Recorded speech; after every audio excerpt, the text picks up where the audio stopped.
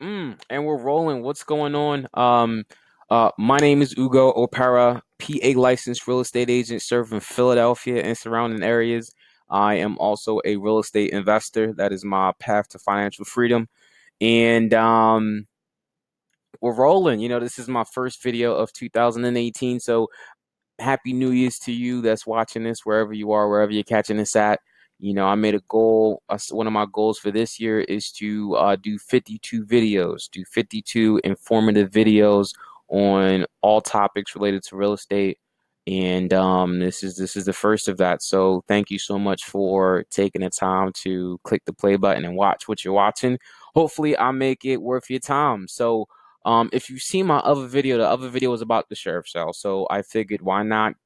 This video is going to dive into a little bit more detail on what I do in regards to getting prepared for the sheriff sale.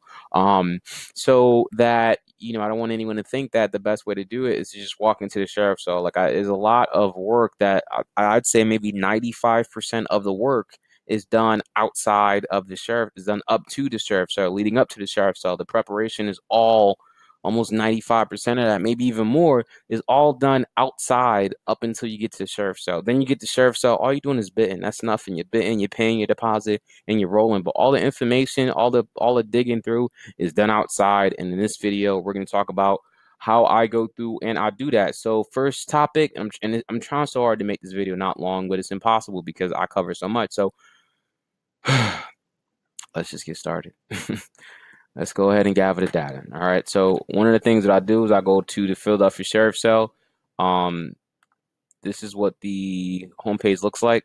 And from here, all you got to do is click the Sheriff Sale properties, and that'll get you to the page that I'm on. And there's different cells that you can go to. The one I'm focused on right now is the tax delinquent cell. And once it populates like this, you see all your blue dots, you hit the download now button. It'll give you the information to download. I already downloaded it right here. All right. And once that downloads, you can open it up in any Excel spreadsheet type program that you have. And this is what that information is going to look like, right? And it's a lot of information here, but it's all good, tangible information. It's information that you could do stuff with. And it's information that I think should empower you as you go through everything you got to go through. So, what I keep here and what I delete, I don't keep the sales date because I already know what the date of the sale is going to be. So I delete this whole, um, I delete this whole column. I delete sales date. I delete that. Um, Opening bid I delete, right? Because we all know that if you're going to attack, it always starts at 1500. So I delete that. Sell price I keep. The book and the writ number you have to keep because that's how you're tracking the properties, right? So the way that the writ number works, I don't know if you guys are familiar. The way that the book number works is that it's the year and then the month and then you have the writ number, right? So multiple properties can sell in this. So for this book right here is 2015 November. November is the 11th month of the year. So it's 2015 in the month of November was when this property was originally put on the market. And its written number is the classification of that property at that place in time. You know what I mean? So the reason you got to keep both of these is because there's going to be multiple properties, just like this one. There's two properties that have the same book number, 1215, 1215. That just means they were both sold in 2000 or brought to the sheriff's sale first on 2015, December of 2015. And what distinguishes them is the writ number. Um, but multiple properties can have multiple writ numbers, but you won't have a property that will have the same book and the same writ. So you got to keep both of them. So I always keep this tab. OPA you can keep, you don't really need it. Attorney, I don't need it. I delete it. Ward, I don't need. I delete it. Seller, buyer, sheriff, seller, advertising costs, all this stuff going all the way over. I don't really need it. I just delete all of these columns because I never find any use to them. And this is just what I do. You don't have to do it. This is just what I do. You know what I mean? Um, I also delete the type of cell. You know what I mean? I don't need that either. I just keep deleting. And what I end up with is this. I have the address, I have zip code, I have square feet, I have the type of property. And for type of property, that's just letting me know, is it a single family? Is it a multifamily? If it's a multifamily, how many units? So anytime you see 2 or 3 or 4 in my type, that just let me know how many units are there. I also have comps. Sometimes I'll, if I'm a little bit more interested in the property or I need something that maybe the block is sketchy, but I maybe, something that's going to draw me to make me want to keep it on the list, then I'll put the comps and, I'll go in and I'll pull the information, see what's sold recently, and I'll get the comp. Again, I keep the book and writ number. You have to keep that. I keep the OPA number. I create a column for sales price because when I'm at the sheriff sale or I'm at the whatever, I want to make sure that I'm documenting what's being sold and why, because maybe there's something I'm missing or whatever the case may be. So I just try to document the information and trying to keep track of what's selling and what's it selling for. So hopefully that'll help me keep an eye on what's going on. Comments are good. I just use it to kind of depict anything that I come up of interest as I'm writing, as I'm going through the property. So this is set up as a 1+1 duplex, but not zoned. So I did research. I found out that okay, this is a duplex, but it's not zoned as a duplex. It's just set up that way. And then I have new date is a category that I created because three things can happen at a sheriff sale. It'll sell, which is good. It'll stay. Stay means that the seller, or that the owner is now on good terms. Maybe they paid their taxes or paid, whatever the case may be. So now that property is no longer going to be for sale. And then the last and final thing is if it's pushed back. Pushed back means that it's supposed to sell in January, but now they're pushing it back to maybe the February auction, or they're pushing it back to the March auction, or whatever the case may be. So I put this here to kind of see exactly what's going on. If it stayed, I just kind of cross the whole thing out. But if it's in another month, then that just means if it's something that I narrowed down and it's on my list, that just means we can't pick it up in January. We got to struggle and try to pick it up in February or March or April or May or whenever it is stayed. And this is the information that will allow me to, when I do my research, pull the property back up on another list. All right. So this list is my final list, but I created it from this list. So one of the reasons that I created it in Excel is because Excel or any type of spreadsheet, even Google has a free spreadsheet. It gives you the ability to manipulate the data. So one of the things that I always do is I go in and I sort it by zip code.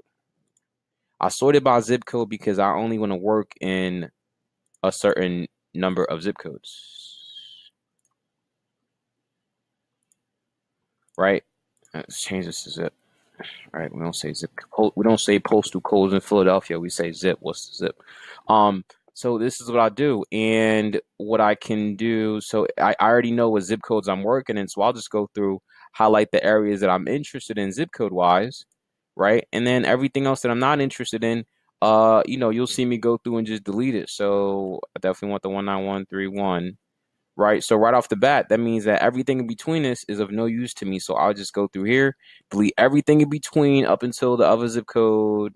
I see the highlight and I just delete that. Boom. So now, I deleted too many. I was only supposed to delete up until the highlight. Yeah. So I'll delete just that. So now, you have the two zip codes I want. Maybe I want another one. 19139 is a good one for me. So I'll highlight that. Delete what's in the middle again. And if you don't know, if you haven't played with Excel before, this is a good time to play with it. Do what you got to do with it. I'm moving too fast. And just learn how to play with it. You know what I mean? Because it's a powerful tool once you get this out the way. And that's just how I roll. I go through and I get the zip codes that I want, and then from there it's just a matter of searching and figuring out what I'm going to keep. Right? So know your criteria. One of the things I have here is, clean the data, organize it, and then you grab the info and you pick your favorite. So we already cleaned the data, right? We deleted the columns. We kept what we wanted to keep. We added what we wanted to add. We organized it, right? We picked the zip codes that we were going to work in, deleted the properties and zip codes that we don't want to work in, and then you just left with properties that are in the zip codes that you want. And now you got to go through those properties and make sure that they fit what you're looking for. So one of the things that I don't like is I don't like any property that's below a certain square feet, right? So, so let's say, Union Street. Let me see over here. So Union Street didn't make the cut on my list. So let's go ahead and find out why. I'll go ahead and grab this property, copy all of it, copy it, and then I'll just search it real quick. and we'll see what's the square feet on Union Street. Square feet on Union Street is 676, right? So I don't touch anything that's less than 1,300 square feet. So right off the bat, this is why this got deleted. It's a 2-bedroom, 1 bath, 600. I don't even want nothing to do with this property. This property gets deleted, and that's why I didn't make the list. So you go through the property. If you don't know, if you know, that's one of my criteria. Is you go through the property. I also hate. I also hate the block. Like I don't like one-way blocks with one-way parking. I don't like one-way streets with parking on one side. And if I have to buy it and if I have to pick up a property on a street like this, I definitely don't want it to be smack dab in the middle of the block. So this property is just, I'm never going to buy a property like this. It's just not the most appealing property. So this one got cut for obvious reasons. It doesn't meet what I'm looking for. I'm not interested no matter how low you give it to me. Like this is just not what I want to do. And I'm just not going to be in it because this is going to attract only a certain type of tenant. You know what I mean? No diss if you live in the middle of a one-way street. Um, don't do whatever. Don't take it that way. We still cool. But that's just for me as an investor. That's my criteria, and this doesn't meet it. It's gone. I'm gonna exit out. And when I go back to my list, I just comb through this. I comb through this entire list. So the original list had like 349 something of it. You know, we've deleted a couple, but there's still 198. There's not enough hours in the day for me to really, you know, pay attention to 198. So that's why I chop so relentlessly. My final list only has 45, right? My final list only has 45. So, you know, this is the level of, this is what happens when you have clean data. Like everything is just clean. I've gone through everything. Everything matches square feet wise. You see how it's organized via zip codes. You know what I mean? So everything is here, right? This property I highlighted to show y'all an example, but it's not gonna make the cut. The square feet is too small. I just deleted. So my list is only 44 properties long, and of the 44, you'll see the green ones. Please don't go ahead and bid against me. I'm only gonna, you know, actually, I'm gonna strategically drop this video. Nah, it don't matter. It's more than enough properties. Y'all can bid against me. It's a free world. So these are my favorite ones, and you, as you can see, my met. If you don't know my, or if this is your first time watching a video of mine, my claim to fame, or what I prefer as my investment platform, is I'm a buy and hold investor. Like that's the type of guy that I am. I like buying rentals. You know, I like partnering with PHA, VA, and getting someone in there that and their rent is subsidized, or they pay a very small portion. So maybe I'm getting 900 a month on a 2-bedroom, and maybe the tenant is only responsible for $60, and whatever program is paying me 840. Like that's a great deal for me. I have no problem doing that day in, day out, day in, day out. So I look for rental properties because, you know, that's, I just prefer the cash flow. I'm only 28. I don't have any plans of retiring soon, but if I can get that cash flow up where every month I know that I'm going to be getting 3, 4, 5, 6, 7, 8, 9, 10, 20, $30,000, perfect. That's exactly what I want. We're going to go for it. But I just want to elaborate on like knowing what your standards are. Let me go back to the little slide I have. What the hell is that? Again, clean and get you. We got the data, we organized it, we grabbed the info, and I picked my favorites. Right, the list, this sheriff cell list has 348 properties. I'm only aiming for 44. Right, so I really cleaned that data. I picked my favorites. I scrubbed it down, and I really ran through it to get to where I needed to get to. Okay. One thing I really want to show you guys is how to see if a property was demolished, right? A lot of times people go through the sheriff sale and they don't know what they're looking, you know, they won't, you know, now at the sheriff sale, they'll tell you like, oh, this property is demolished, but to save yourself time before you drive out there, because, you know, I want you to drive out there, which, what you could do, or what I could see on my end. So let's do 2012 South Aldine Street. So if I search this property, it'll come up. It's still showing the picture as if the property is here, right? But one of the things that you could do is when you look at the tax history. When you look at the tax history, you'll see that the building taxes isn't there. Whenever you see building taxes in there, whenever you see building tax that isn't there, that means that it's only land left, right? So this property used to have used that building tax for a long time, and then for whatever reason, it's no longer there. So that means they demolished it, right? So this picture that they have up, whatever picture that they have up of this property is gone. Now you might get lucky, and when you Google search it, the maps might show you, that it's, let's see, no, the maps still show you that it's gone. Let me see. Yeah, the maps still show you that the house is still there. However, I know it's demolished. Now, if you're not a real estate agent, let's talk about that. You just gotta go to OPA website, Office of Property Assessment, and you go to search for a property, and you just type the property in. So our property was 2012 South Aldine Street. You go to the taxes, and right here you'll see that there's 0 taxable improvements. Taxable improvements. So you always get taxed on the land, and then you get taxed on any improvements or like any structure that you build on top of that. That's called an improvement. And this one, there's 0 tax for the taxable land. So you can also see that that's been demolished. This, even though you might not see it on Google Map search, right?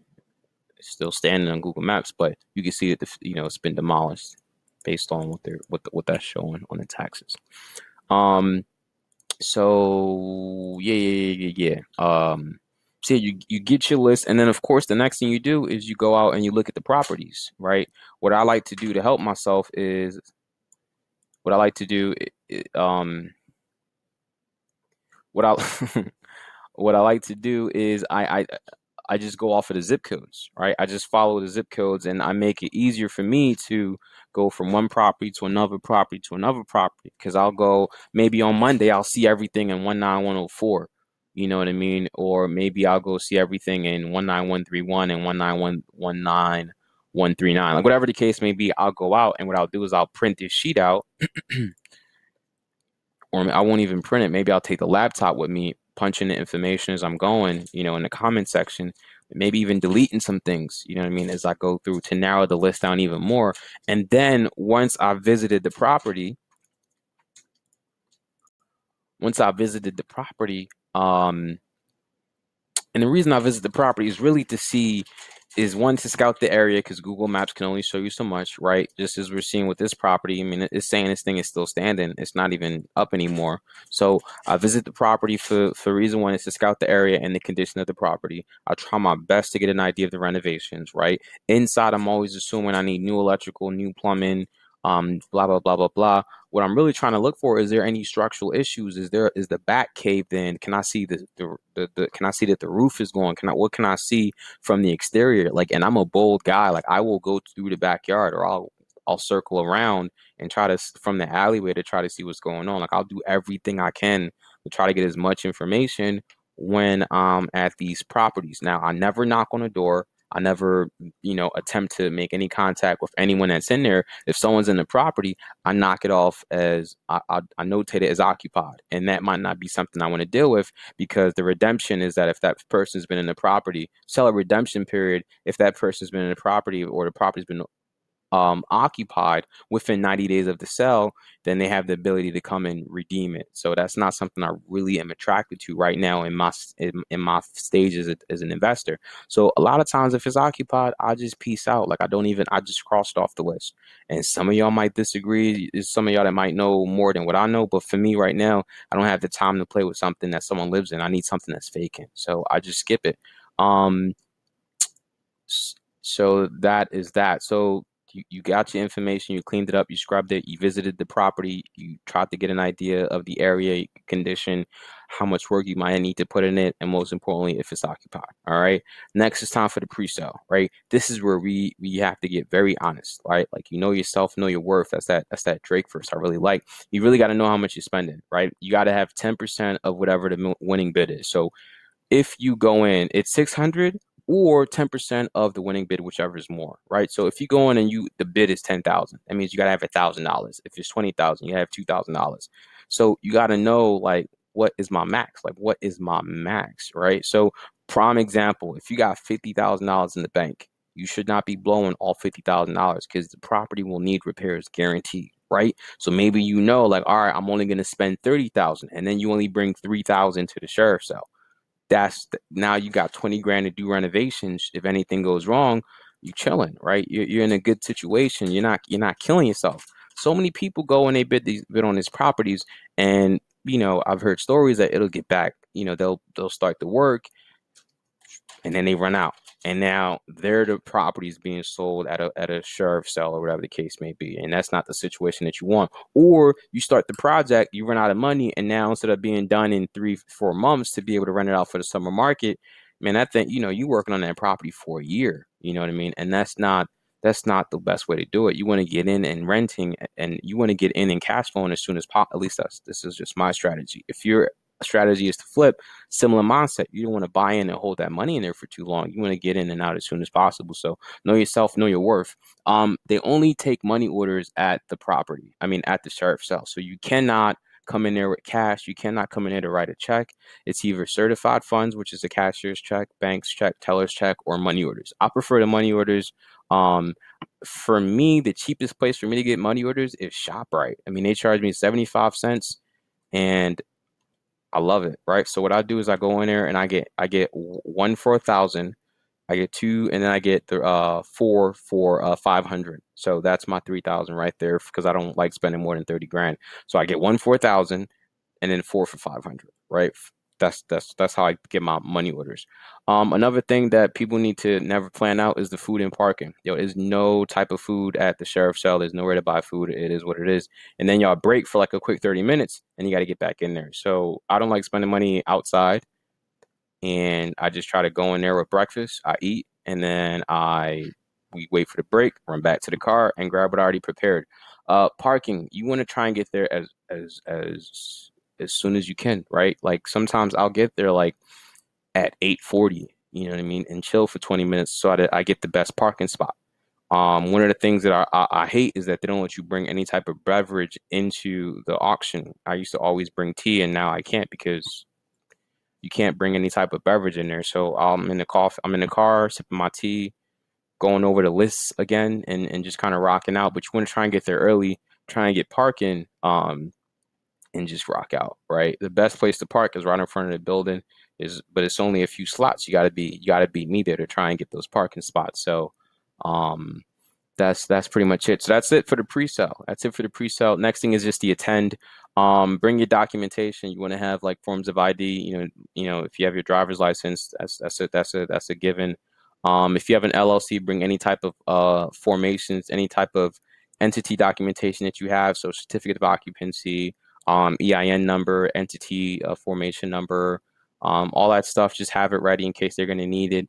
While you're there, for my, you guys see my spreadsheet. I'm in there, I'm documenting everything. I'm updating my information. I'm doing what I can. So this is also part of that documentation phase. And then network, you know what I mean? As a real estate agent, it's so dope when I go to these sheriff sales and people know me because I sold their finished product or I brought the buyer to their finished product. The last property, the last sheriff sale I went to, I'm sitting right here, 2 rows up. I turn behind and then someone tapped me on the shoulder, and it was a seller for a property that I had sold 2 of his properties in 2014, and he shook my hand and we just kind of you just kind of took it from there. So you want to network and meet people because if worst case scenario you pick up something and you can't finish it, there's someone that you can rely on to go half on the property, and half of a pie is better than none. So you want to network and meet people. Or better yet, if you're just starting out, it'd be so dope to find someone that's interested in starting out well, and now y'all pull the funds, right? It doesn't matter that you guys are a stranger because you guys can do the legality, get all that squared away, get an attorney to structure the LLC, whatever works, and then just rock and roll that way. There's so many ways to dissect the pie and accomplish the same goal, right? Is a saying where like if you want to go fast, go by it by yourself, but if you want to go long or something like that, you go at it as a team. So network, definitely network. That's something where I don't think enough people do. I think enough people just go in there, they bid, and then they leave. But I think if you go in there and network, you know what I mean. That's definitely going to be more helpful. You know what I mean. I think that's a value that no one pays attention to. And I know for me in my business, being able to network and bumping into people, and mainly the people that are buying everything up, being able to get into their network and pick their brains on something, has been very fruitful for me. And then last but not least, man, be smart and be patient, man. So many people get in this thing and they let their emotions upbid them on a property that they really shouldn't have paid for. Your goal is not to go in there and buy something. Your goal is to get in there and buy something that where the numbers make sense for you. Where the numbers make sense for you, it doesn't have to make sense for anyone else. It just depends on, yo, do these numbers make sense for me as an investor and what I'm trying to do? So, and that might not happen on your first sheriff sale. It might not happen on your second, third, fourth, fifth, whatever the case may be. But if you keep going and you're diligent with everything, it might happen.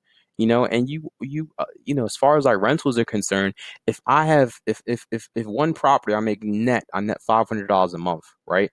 I only need 10 properties to do 5,000 a month. Now I'm still working. If I got 5,000 coming in on the side, like that's a crazy side game.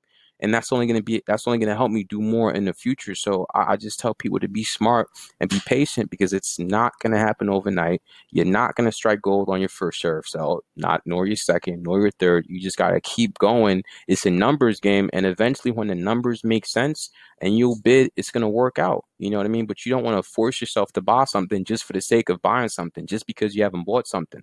You know what I mean? The people that are in this game, the heavy, like the guy that I had sold 2 of his properties last year, he bought nothing at sheriff sale. He bought absolutely nothing at sheriff, and I know he got money. I know he got money. So if someone like that isn't going and buying something every time he goes to the sheriff sale, there's no reason why you have to go in there with the mindset like, yo, I have to buy.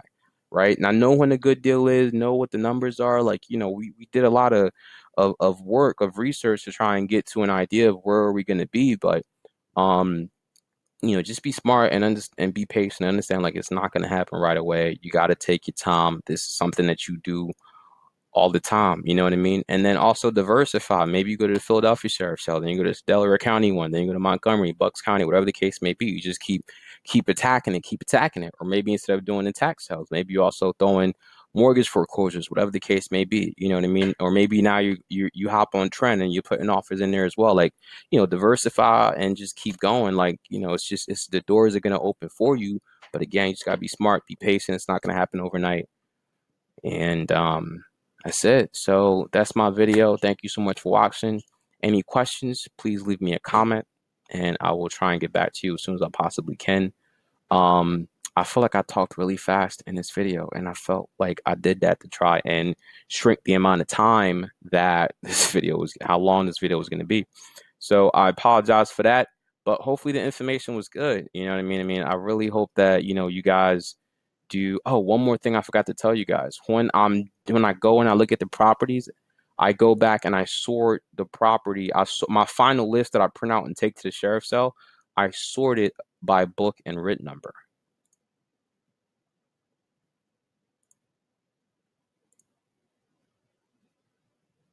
I didn't do it. Why didn't I do it?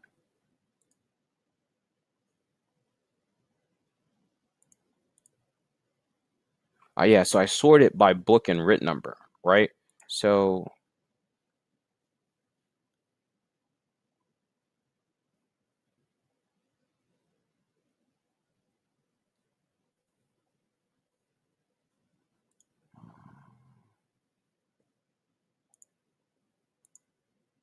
book and writ, smallest to largest.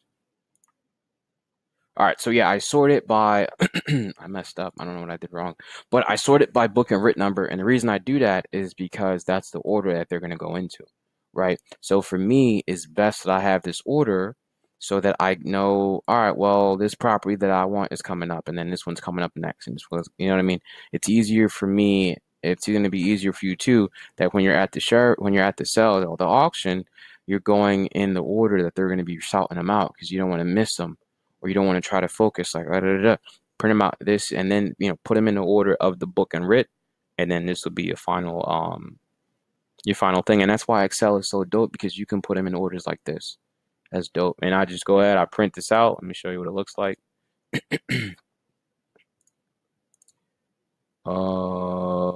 Print preview. This is what my list looks like. Actually, I do landscape sales price. Uh-oh. Anyways, it should have the other information. I make it go all the way out to, should have comments and new date in it. I don't know what's going on, but that's what I have. I'll print it out. It'll just be like, from here. It'll be from here to here on one, two, 3, or 4 pages, and I just go through it. I have a little clipboard, and I just go through it as I'm there. I write my notes. I scratch it off. I and that's it. And then I bring that paper back. if it's something that's going to stay, or if it's something that's being pushed back or postponed, I just make a note of it, put it in a notepad or spreadsheet or something like that, and then I wait for them to release the list of properties for the next day, and I look for that property, and I just automatically categorize it as something I want to go see, and I rinse and repeat. So all right, that's it for sure. That's it for sure. Thank you for watching. Again, any questions, comments, concerns, please feel free to drop them down here. I'll get to you as quickly as I watch them. As quickly as I get them. Thanks. Whew.